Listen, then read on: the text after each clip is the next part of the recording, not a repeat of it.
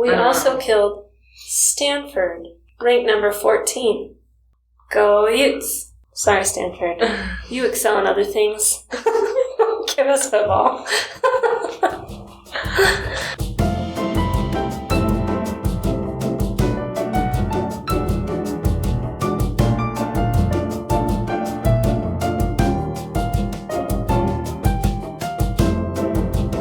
I'm Brecken. And this is Jonathan. From Junkies, and we are back. Sorry we missed last week. I was off at a special event in Louisiana. Yeah. Jonathan ate gator legs. He told me that disturbing baby. Yeah, they're farm raised. Oh, he told me that disturbing fact this morning. He said, I got sauce on my shirt. I hope the cleaners can get it out. And I said, sauce from what? And he said, gator legs. And I said, oh, that's an interesting word. What is it? And he said, gator legs. And I thought, I'm just not going to ask any more questions. It's like chicken wings. I've had alligator sausage. Yeah, this was better. But Jonathan's off to another special event this weekend. D.C. So anyone in the D.C. area, hit us up. We'll tell you where it's at. Quinns. Oh, Quinns. There you go. Woodbridge, Virginia. In Virginia. This is the month of my birth. Jonathan's been traveling a lot in my birth month, which... Yeah, she doesn't have a birthday, a birth week. It's a birth month. Well, I'm so lucky that my birthday is right in the middle of the month. So you celebrate the 2 weeks before, up till the 2 weeks after, and then Halloween happens. Amazing. And then she just rolls into Thanksgiving. And I roll into Thanksgiving and then straight into Christmas, and it's like a season of celebration. All about me. Did we have any questions or comments that we need to address? No, I don't think we had any questions, but we did have a request for a gemstone. We had a request to do Alexandrite. And so that's what we get to talk about today, Alexandrite. I'm super excited. And I'm actually shocked that we haven't done Alexandrite. This is our 19th podcast. And I'm surprised it never came up. Yeah. But it's a cool gemstone, beautiful gemstone. Correct. A favorite. They're all favorites, let's be honest here. They're all my favorites. We just love color. But, okay, so what is Alexandrite? Alexandrite is... Chrysoberyl, but it is the rare color change variety of chrysoberyl. Right. And in its finest colors, it is a vivid grass green, and then it changes colors to an intense raspberry red. So they call it emerald by day, ruby by night. The emerald is under fluorescent lights, sunlight, your fluorescent light in your office. The ruby is incandescent light or candlelight. So it was discovered roughly 185 years ago in Russia. Right. Russia. Therefore, Alexandrite. Yeah, so the first crystals were discovered in 1834 in the emerald mines. In the Ural Mountains. And because of the color change from green to red, it mirrors the national military colors of Russia, of Imperial Russia. So it was named for the future Tsar, Alexander II. Now, it is also said that it was discovered on his birthday. So that's exciting, in April sometime. And it was a royal gemstone, exclusively for royalty. Alexander was a beloved Tsar. He freed the serfs, the Russian serfs. But he was killed when a bomb was thrown at his carriage in 1881 by revolutionary terrorists. Wow. So the gemstone, Alexandrite, became a symbol for Russian monarchists, so people supporting the monarchy during the Russian Revolution because of the name and the royal association. Pretty cool, huh? Yeah. So although it is a very young stone, it still has some lore, some mystery around it. In 1861, a French magician and writer, he was a magician and a writer, Eliphas Levi, connected the duality of Alexandrite's color the green and the red with the duality of human blood. So, in your veins, your blood is blue, outside it's red. So he tied that to strengthening your blood. So the gemstone could strengthen your blood. His exact quote was, "The favorite charm of our time, which clears and strengthens the blood, is Alexandrite." There you go. We were even crazy back in the 1800s. When did it stop? I don't think it stopped. Who said it did? It's just a different crazy. Also, one thing I found super interesting is it is heavily linked with Indian lore and astrology. In Indian astrology, each stone is associated with a planet, and Alexandrite, because it can change color, is linked with Mercury, which is the trickster gemstone. And Mercury's a trickster gemstone. Oh, sorry. Mercury is the trickster planet. Okay. Sorry. And the zodiac sign that falls under Mercury is Gemini, which is the twins, the two-face. So there you go. And the month associated with it is June. That's why Alexandrite is June's birthstone. Along with pearl. But also... Yeah. Oh, so you get the trickster planet, the two-faced Gemini, and the dual-color Alexandrite. So it's pretty exciting. It's also said to help you achieve calm, and it's an anti-stress gemstone. And Jonathan, if you ever wanted to meditate with a piece of Alexandrite, it will help you identify your goals and also build plans to work towards them. So if you want to get into that Christology stuff, which is super fun.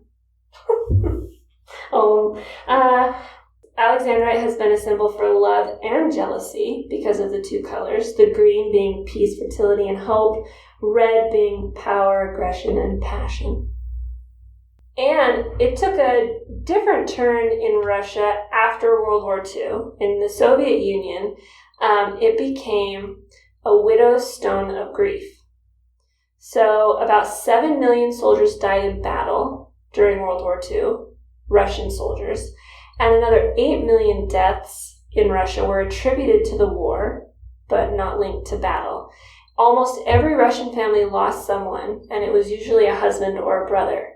So, Alexandrite jewelry, it was simulated Alexandrite, but Alexandrite jewelry nonetheless was extremely popular and became the stone that grieving widows or mothers would wear to represent their lost loved one.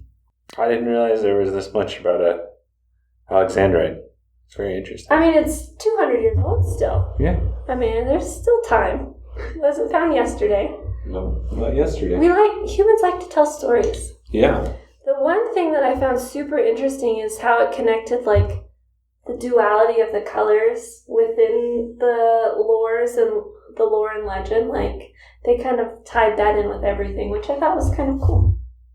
All right, so chrysoberyl. Chrysoberyl is the mineral that...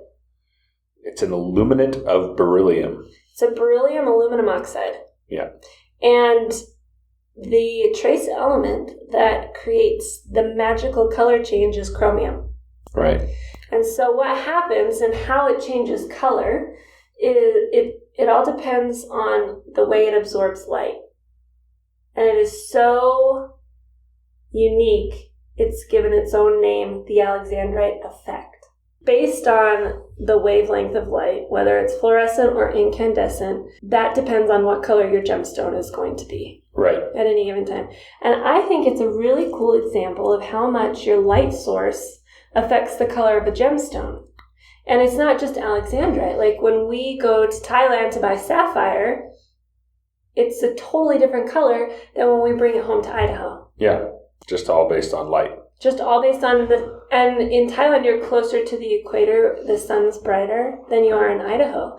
And that's why really dark sapphires are okay in Thailand. So if you bought a dark sapphire in Thailand and brought it home, it would almost look black because you don't have the light. Very interesting.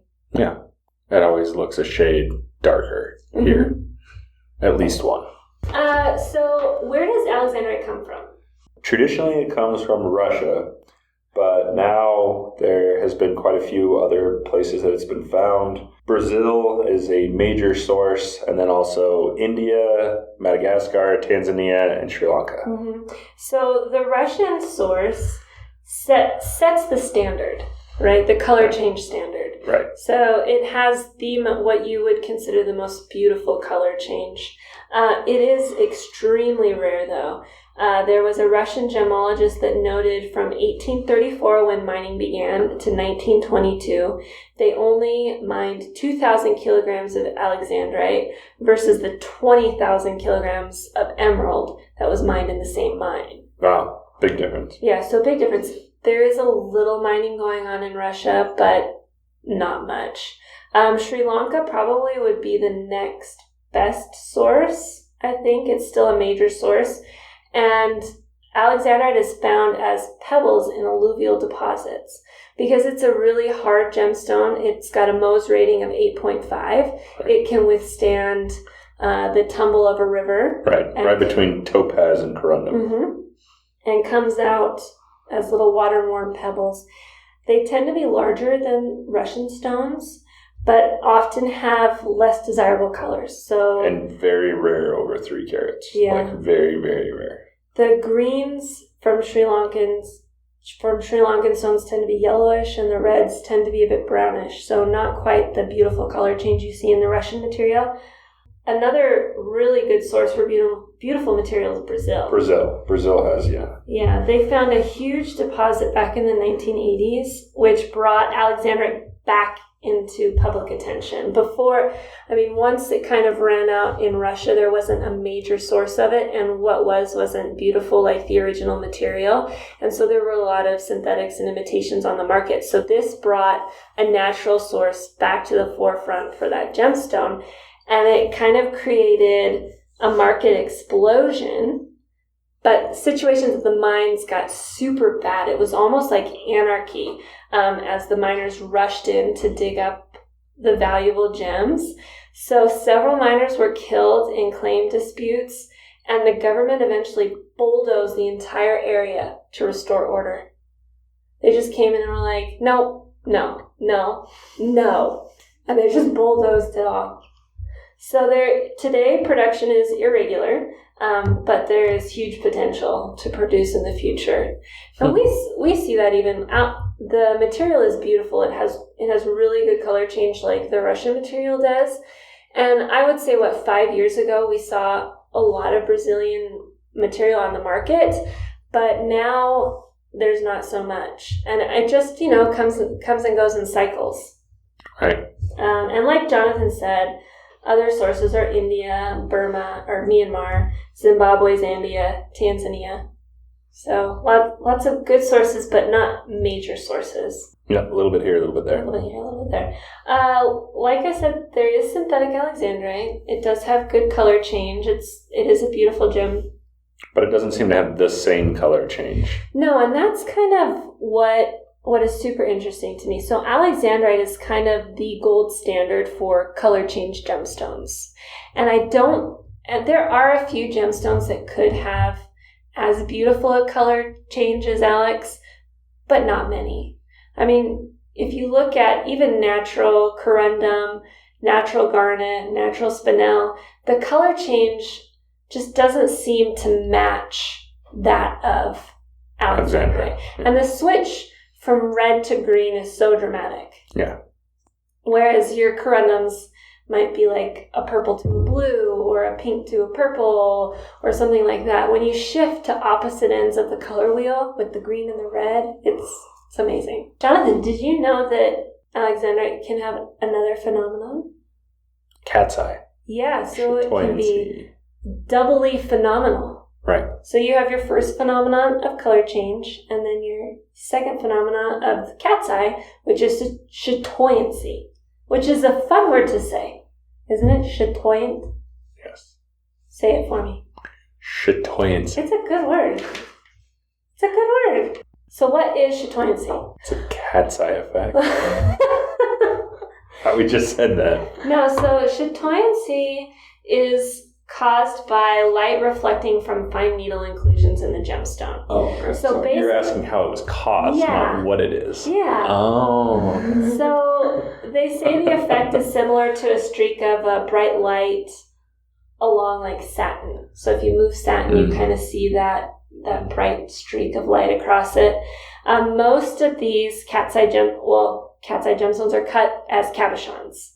So you have to have that dome top to really display the phenomenon, and they're beautiful. Yeah.